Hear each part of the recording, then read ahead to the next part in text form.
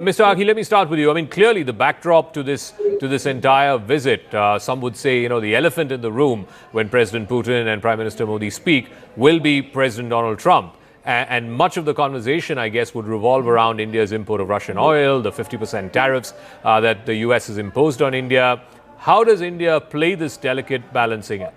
All right, we're just getting the latest shots from 7 LKM, where both leaders have arrived just moments ago. You can see both of them walk down that red carpet. You've got the Russian flag on the one side, the Indian flag on the other side, and both of them walking in to 7 LKM, which is lit up in the colors of the tricolor and the three colors of the Russian flag, the red, white and blue of the Russian flag and the saffron, white and green of the Indian flag. Both Prime Minister Modi and President Putin getting off that luxury vehicle, walking down the red carpet and going in to 7 LKM, where the Prime Minister is hosting a private dinner for the visiting President of Russia, President Vladimir Putin. As we stay on those pictures, I want to bring in Mukesh Aghi on this note.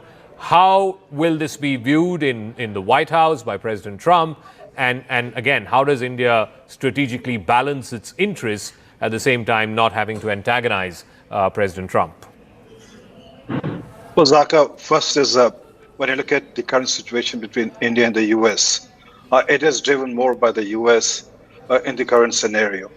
The second part is the relationship is not just about tariff between the two countries. I think relationship is much broader and deeper.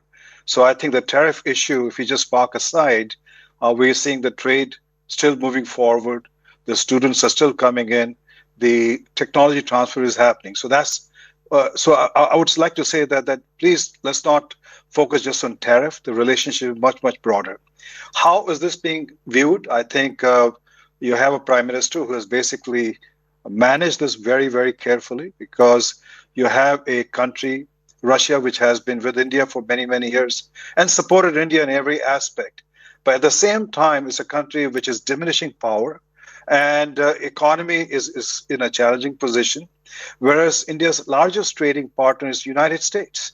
If you look at the majority of the capital is coming from the U.S. companies. When you look at in the aspect of technology transfer, it's coming more from the U.S. When you look at the global capability centers in India, almost 2,000, 60% are U.S. and creating a lot of innovation in every aspect. So the relationship with the U.S. is still very important, very critical, and it will keep on moving forward. I think the shock of the 50% tariff is gone.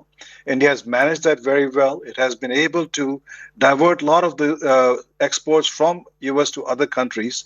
So I think that leverage which U.S. has kind of dwindled down substantially.